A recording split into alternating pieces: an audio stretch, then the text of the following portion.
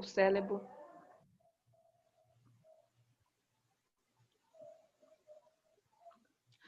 Bom, pessoal, então, como eu estava falando, né? O sistema nervoso, então, ele envelhece dessa forma, né? O paciente, ele vai perdendo, é, ele perde massa encefálica e ele perde também aquela capacidade das respostas reflexas diminuída, né? Um receptor manda uma sinapse para um neurônio.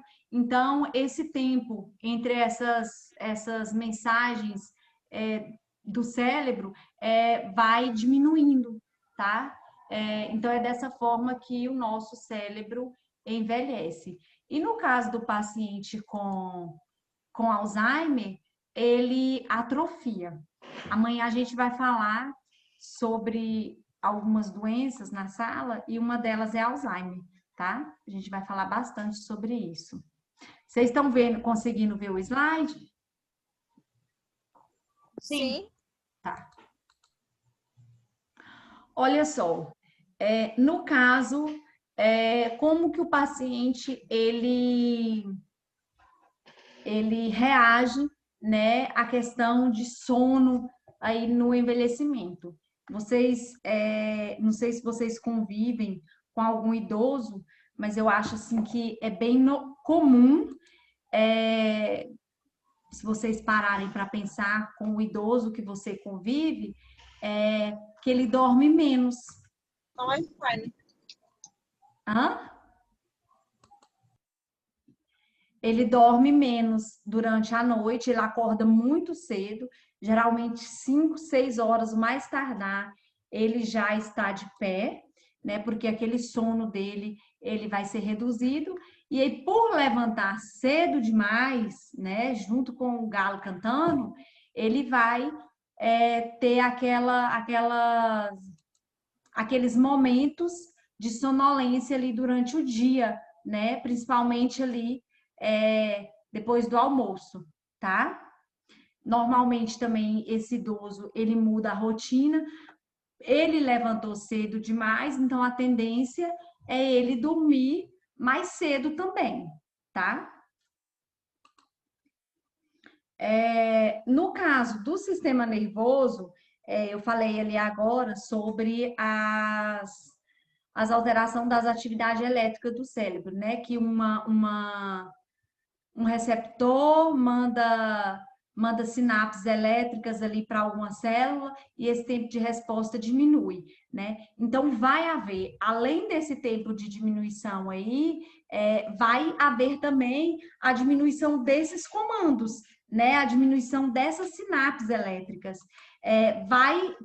Por quê? Porque vai haver também a diminuição das substâncias químicas, que são os neurotransmissores, diminuição aí dos receptores cutâneos, porque diminui também a sensibilidade do paciente, a perda de memória e o raciocínio também vai ficar comprometido, tá?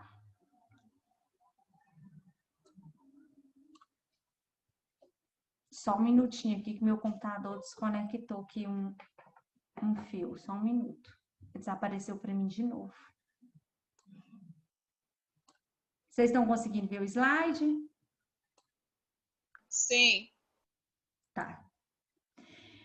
Então, vai comprometer aí a memória do paciente, principalmente se o paciente desenvolver aí uma doença de Alzheimer, tá? Só que assim, para você ter um esquecimento, não necessariamente que você tá com doença de Alzheimer, não. Porque a gente esquece várias coisas, vários compromissos ao longo do dia, né?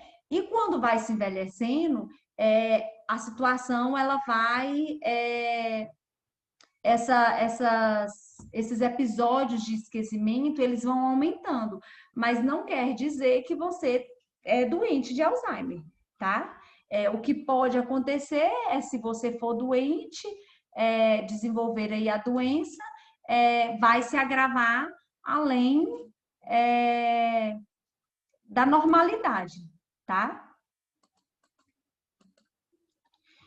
Olha só, no caso do envelhecimento cardiovascular, o que vai acontecer? Eu falei para vocês agora que o coração, ele é um músculo, não é isso? Para quem estudou anatomia, sabe que o coração, ele é um órgão que ele é muscular, tá? Então, como que vai ocorrer esse envelhecimento aí cardiovascular? Vai aumentar a espessura e rigidez da parede muscular. O que significa isso? As paredes do músculo do coração, ela vai enrijecer, né? Esse músculo enrijecendo, ele vai pulsar, né? Que vai ser bater com uma certa dificuldade, né? Vai aumentar, consequentemente, vai aumentar aí a pressão arterial sistêmica, né, que é a pressão do coração, vai aumentar a rigidez, né? Essa rigidez miocárdica vai ocasionar aí a disfunção do enchimento do ventríloco esquerdo. Lembra que eu falei para vocês numa aula lá na faculdade, até ia desenhar no quadro, mas acho que até foi na outra disciplina, que vocês não tinham estudado anatomia, e eu expliquei para vocês como que era o coração, que ele tinha 4 partes, era o ventríloco esquerdo, o ventríloco direito, o átrio direito e o átrio esquerdo, e eu expliquei lá na sala para vocês por onde que saía como que era que saía e entrava o sangue no coração. Lembra que eu expliquei isso na sala, na outra disciplina? Sim.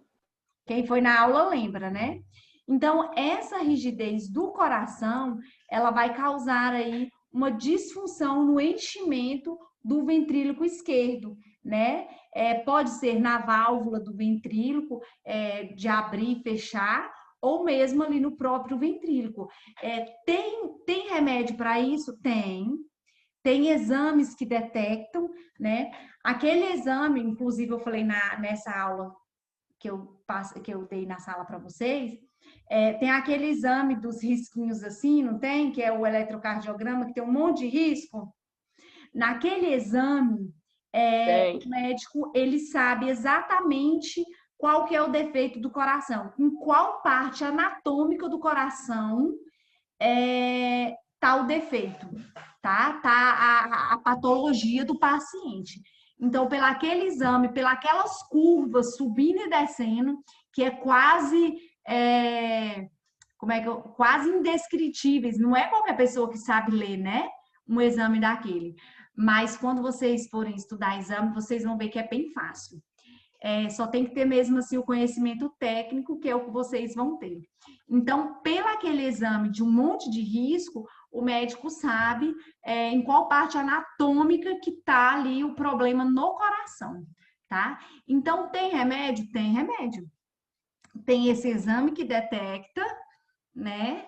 E tem aí a substituição aí das válvulas do coração, tá? Então, substituiu a válvula, tá beleza.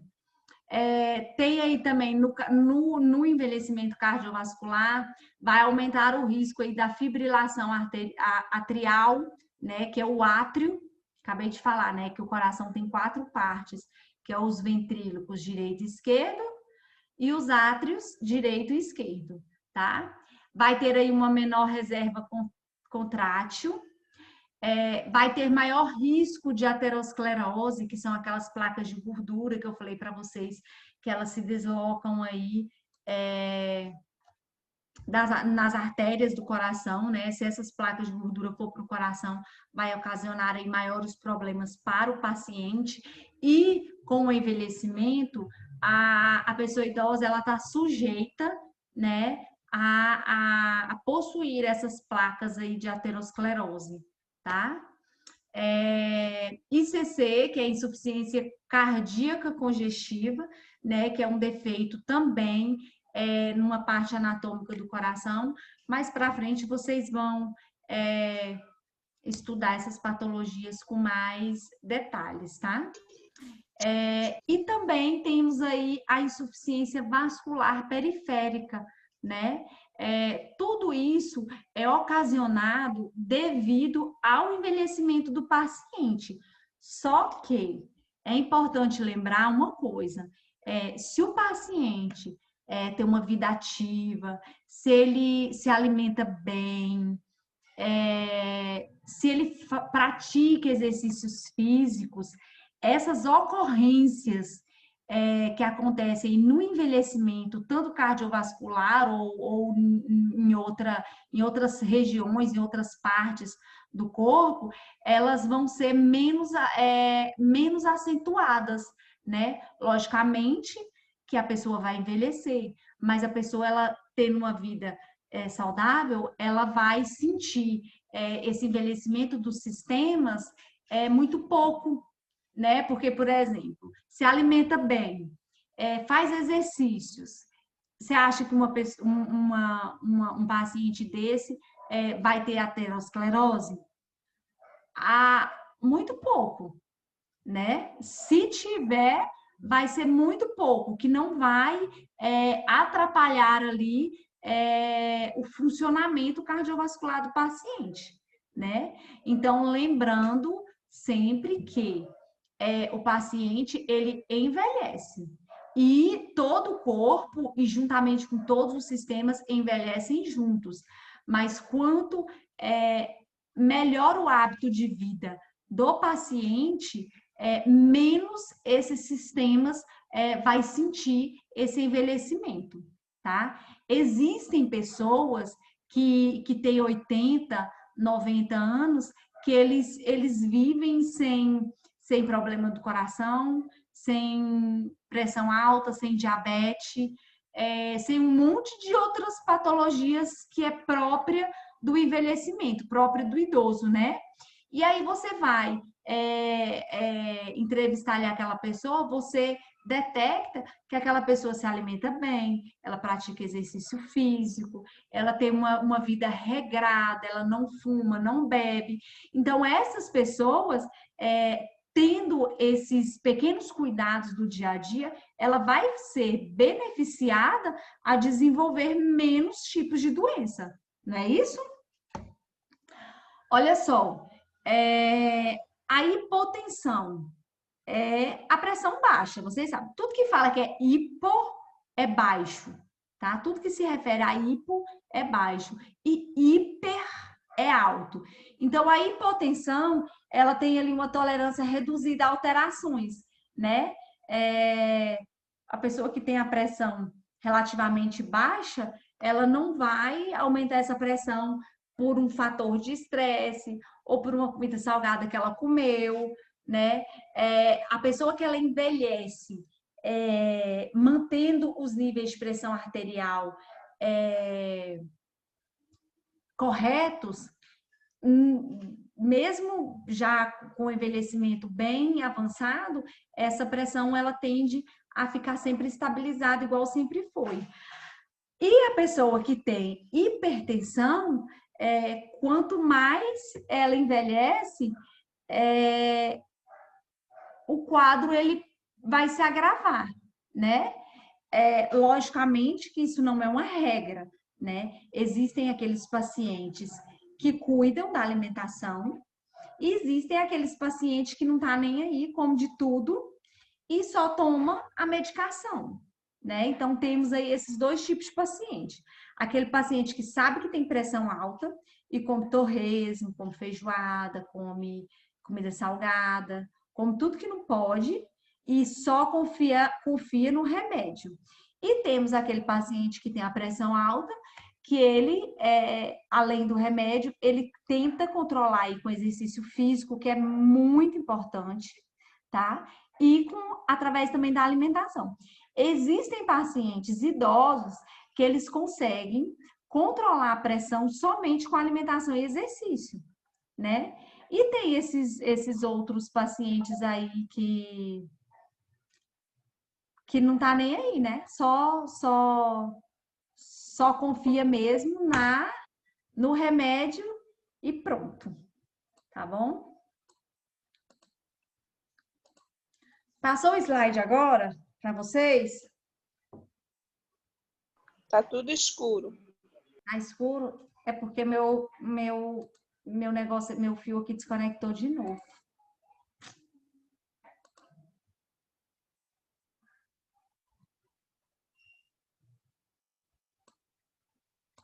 Deixa eu colocar aqui, tentar botar de novo. Agora vocês conseguem ver? Sim. Tá. Aí, continuando. O envelhecimento normal, nós já falamos na aula anterior, que à medida que o paciente ele vai envelhecendo, ele vai perdendo massa magra e ele vai diminuindo a estatura. Normalmente, o paciente ele diminui 1 centímetro a cada 10 anos. Olha aí a posição da paciente, né? Por quê?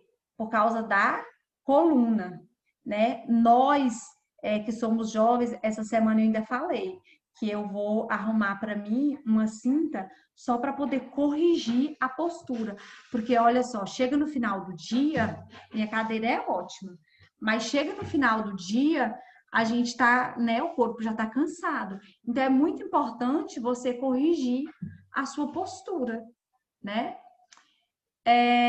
Olha só, aí voltando aí, né? A cada 10 anos, né? O paciente, tanto o homem quanto a mulher, ele tende a diminuir a estatura dele em 1 centímetro. O que se deve isso, né? Ao longo de toda a vida, a má postura da coluna, né? Outra coisa é a perda de massa magra, tá? A perda de massa magra e o aumento aí da gordura corporal, ela faz que o paciente ele diminui aí a estatura. No caso assim, faz que o paciente ele anda encurvado. Não que o paciente, gente, diminui a estatura, né? Porque ele não vai encolher. Só que ele andou encurvado, aí automaticamente a estatura diminui. Mas se ele ficar retinho assim, ó, mas ele fica retinho assim, prazo de 1 minuto. Ele já não aguenta. Aí ele já flexiona, fica mais à vontade, a estatura volta ao normal, tá? Bom, já falei isso aí. Deixa eu ver aqui uma coisa mais importante. Olha só, a partir no caso aí dessa diminuição da estatura, você vai perceber com mais facilidade depois que a pessoa completar 70 anos, né? Você já vai perceber aí, só de olhar, você já vai perceber que a pessoa diminuiu a estatura. Ah, porque a pessoa encolheu? Não, não é porque ela encolheu, não. Ela perdeu a massa magra, né? O que ocasionou dela andar um pouco mais encurvada e automaticamente essa estatura vai diminuir. Olha só como a idade com 55. Passou o slide para vocês? Sim. Olha só, Passou. coloquei 3 esqueletos aí para vocês verem, ó. Um com idade de 55 anos, que ele está com a posição ereta. Outra aí com idade de 65 e 75 anos. Tá vendo? Não sei se vocês perceberam que ele ganhou aí um pouco de gordura aí na barriga, na região abdominal. Normalmente, o idoso, ele tende a ganhar gordura, principalmente na parte abdominal. Lembrando, gente, que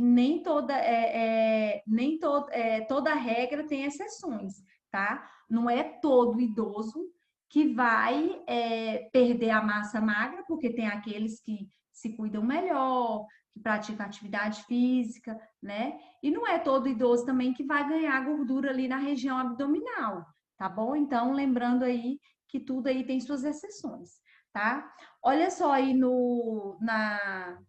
na ilustração do lado, como que é o envelhecimento aí da massa muscular. Tá vendo como esse paciente aí perdeu massa magra de um para o outro?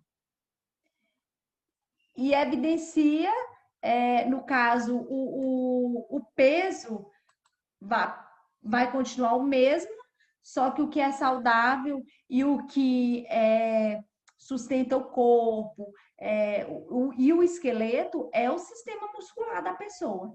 Então, temos aí que sempre orientar aí os nossos pacientes, nós mesmos, nossa família, a não perder massa magra, né? Para isso, tem uma série de cuidados, né? Alimentação balanceada, alguns tipos de exercício físico. Lembrando que para pessoa idosa, pessoas cardíacas, hipertensas, é sempre bom o exercício ser acompanhado por um médico, tá?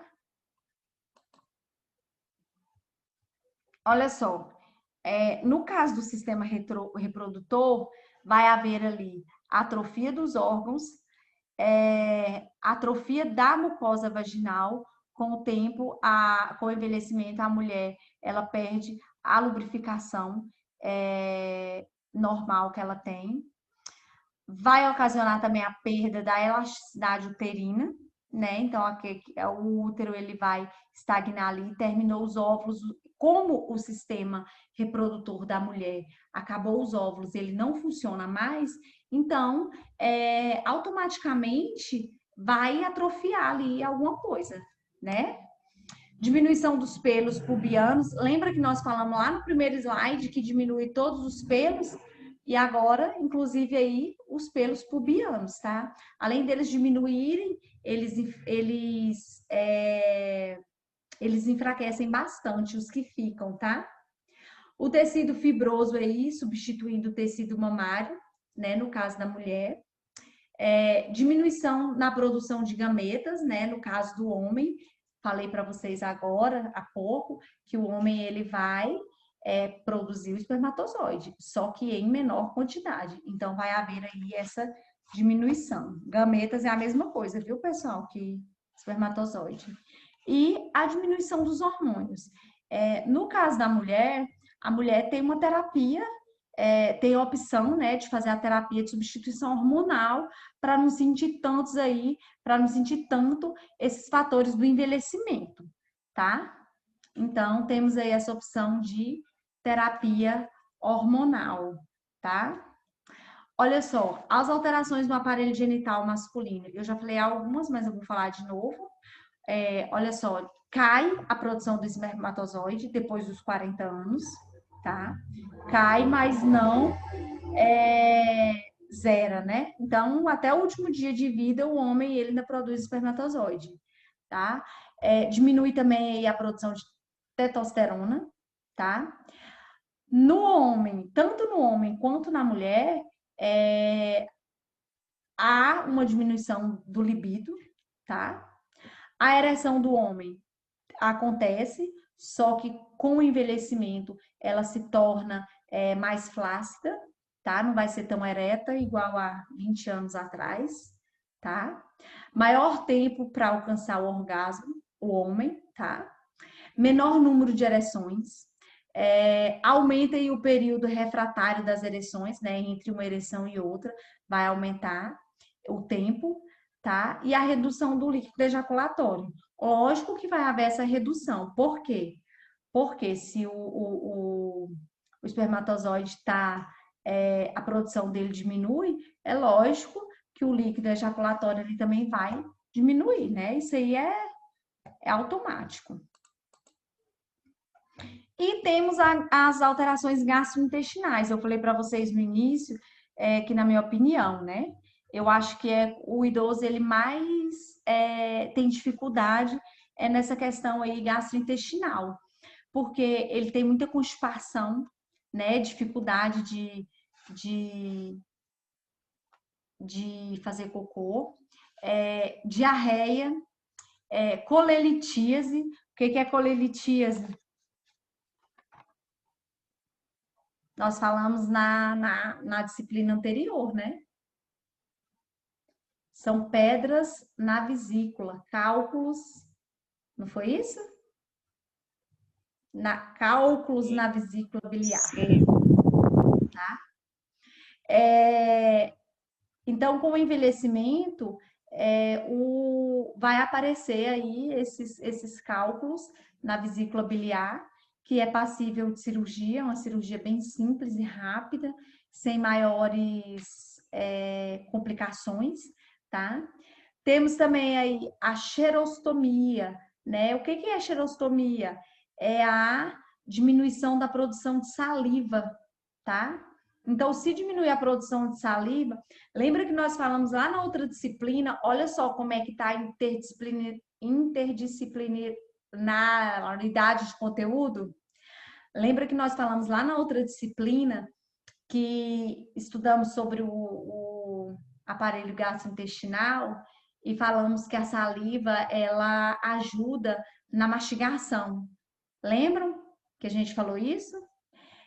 Então, Sim. se diminui aí a produção da saliva, a mastigação desse paciente, ela vai estar comprometida, né? A mastigação, a deglutição, tá? Vai estar comprometida. E essa disgrafia que tá aí, gente, não é disgrafia não, foi um erro ortográfico aí, é disfagia, tá? Essa disfagia também nós estudamos na outra disciplina, que é a dificuldade em deglutir. Por que o paciente vai ter dificuldade em deglutir? Quem sabe? Quem me responde? Se ele não tem saliva, como é que ele vai deglutir fácil? Não é isso? Diminuiu a produção de saliva, o paciente vai ter dificuldade para deglutir, porque é a saliva que ajuda na deglutição aí dos alimentos que o paciente ingere, tá?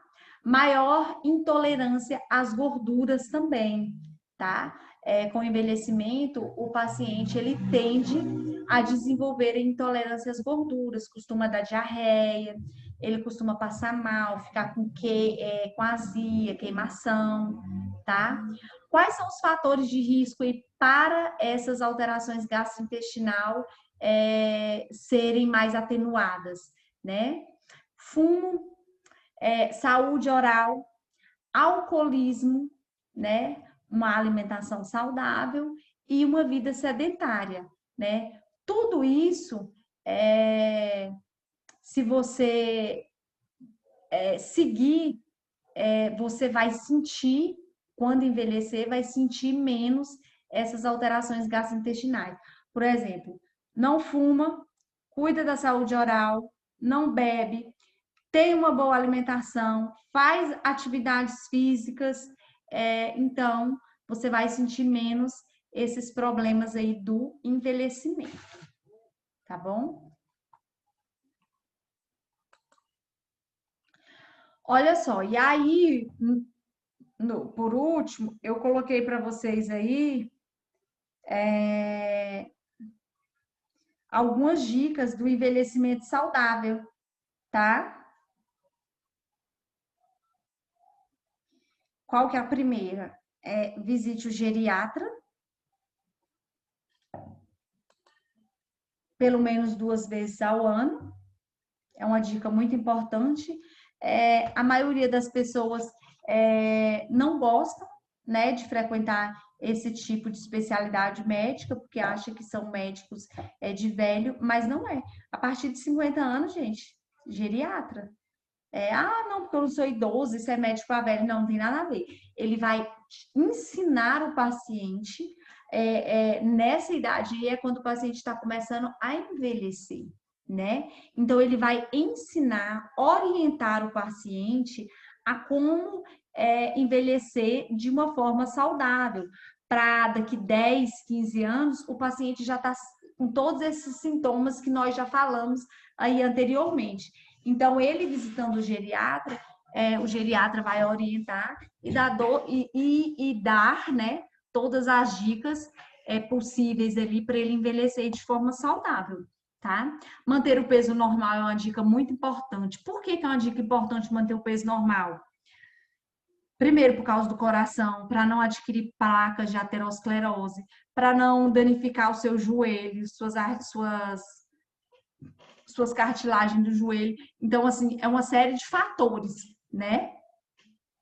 Beber bastante água, né? Para a pessoa se hidratar bastante.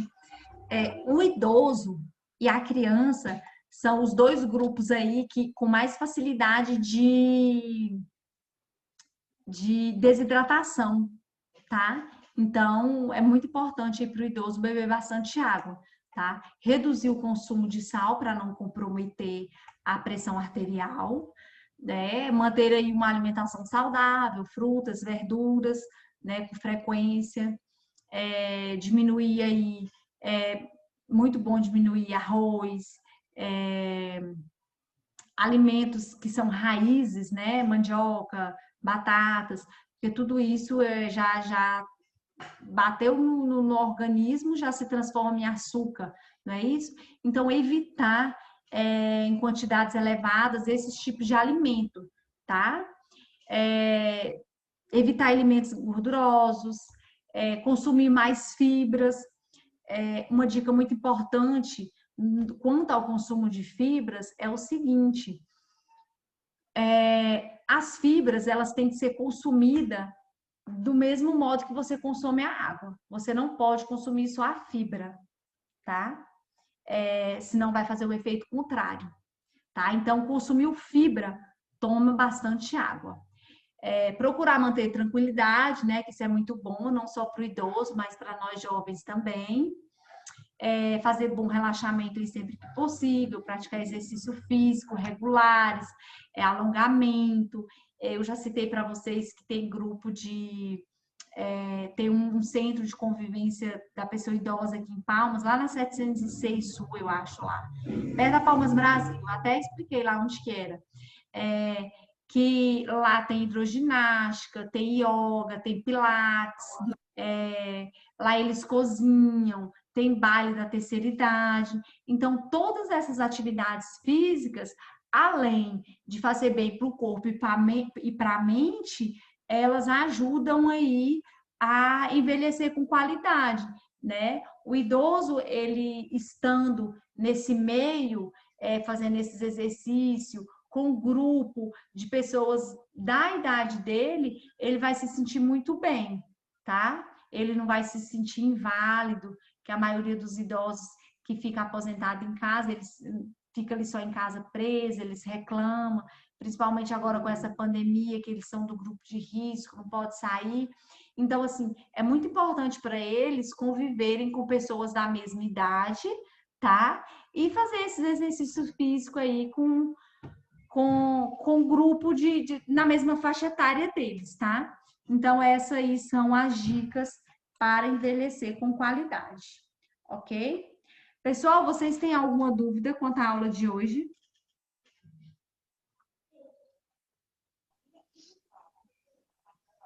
Não, né? Bem tranquila a nossa disciplina. Dentro de 5 minutos o Zoom vai derrubar a nossa aula, mas nós já finalizamos, eu vou fechar. E a atividade, o fórum, a apostila já está tudo lá no site. E amanhã eu vejo vocês às 19 horas lá na faculdade. Quem não fez a atividade da semana passada, porque não foi por causa da chuva, eu vou receber amanhã, tá bom? Tá. Boa noite e até amanhã. Boa noite. Até amanhã, professor.